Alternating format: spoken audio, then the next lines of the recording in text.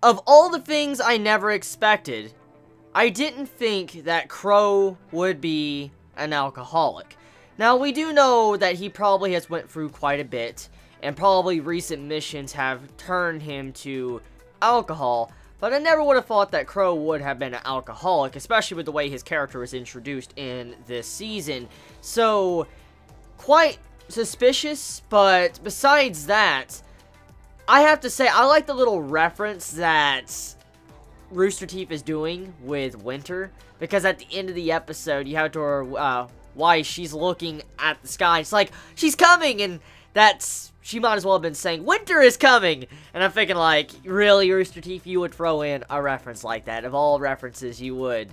But, anyways, so this episode of RWBY, Volume 3, Episode 2, or Chapter 2, depending on whatever title you like attaching to RWBY, it continues on where the last week's episode left off, and we get to see the fight with both of our different groups and contestants, and see who will win. Now, we have two main fights in this episode, which follows the format of last week's episode. You have it to where, in this episode, we get to see John's team, and we also get to see Neptune's team, and they square off with these other teams throughout this episode. Now, getting into the CGI animation before I get into the plot details and stuff, CGI animation, it looks good and all, but I have to say, when it comes to the pizzazz or flair, some of the flair wasn't exactly there compared to last week's episode. Now, I'm not saying that the episode was bad, I'm just saying in terms of flair or pizzazz, like last week's episode, it had more of that than this episode. But it still was very fucking enjoyable seeing Nora just hitting people with her damn hammer and shooting people halfway across the map.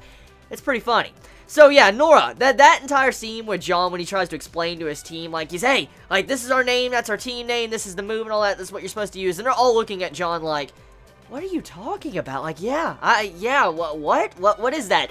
That entire conversation was just too fucking hilarious, because seeing the way that was done, and seeing how the other team on the other side of the map, they were just looking like, what are you doing? We're trying to fight here. I mean, that was kind of priceless. And then to see how John was just yelling, I'm like, hold on, we're talking, we need to talk. Thank you very little for not letting us talk. So that points for John right there for giving me a good laugh in this episode. So yeah, John has improved quite a bit. You could see how he's becoming a better determined figure, a part of the team, along with able to command his team and lead them, and also how he was very confident with some of his actions. And when he said, like, he's like, fuck it, we gotta continue fighting, and he was like, Nora, just hit him with your hammer. Just hit him with your damn hammer.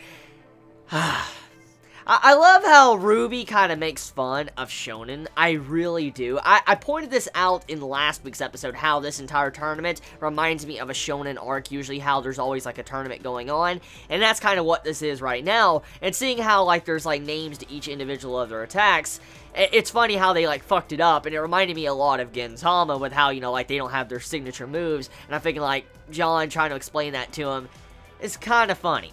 There is some foreshadowing to Qrow as well. Qrow is in the bar, and as I already said, he's an alcoholic. And if you did not think it was Qrow, well, let's take a look at the bar's name. The bar's name is called Qrow Bar. Now, we do know Crow's name is not actually spelled Crow in the traditional sense, like, you know, C-R-O-W. It's spelled Q-R-O-W, like that. So, I mean, you could kind of say, like, maybe that doesn't really emphasize it's Qrow, but, I mean, the way the name was done, the way his character design is, reminds me a lot of how his younger design was, and him being an alcoholic. It just, that lets us know it is Qrow. I hope we do get to find out what led him to drinking so much, and does RWBY really know much about, you know, Qrow's drinking habit?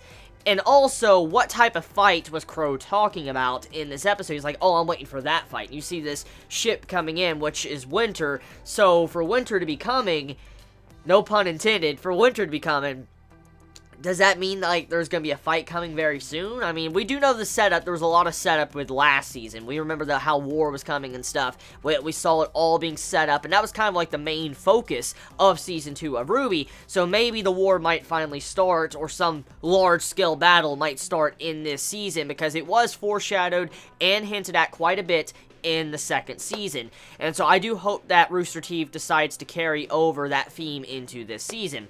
Now, talking about a couple of the other characters in this episode, Gavin. Oh my god, Gavin. I feel like that character That suits Gavin so much. Just the way he looks, his design in general is just Gavin. It screams Gavin. But then, when he got hit in the nuts, Gavin became the new Jeff. That's exactly what he became. Episode of RWBY, Volume 3, Episode 2, or Chapter 2. Fun. Very fun. Animation, CGI was a little bit down compared to the previous episode, but it wasn't that noticeable unless you really paid attention really closely, so I'll give it a pass on that. Let me know your thoughts in the comments below. You all have a wonderful day or night, and how do you feel about Neptune also being scared of water, and just how ironic it is for his name to be Neptune of all things, and still scared of water. It always gets me when I see that type of comedy. So yeah, you all have a wonderful day or night wherever you live. Please be safe. Chibi out.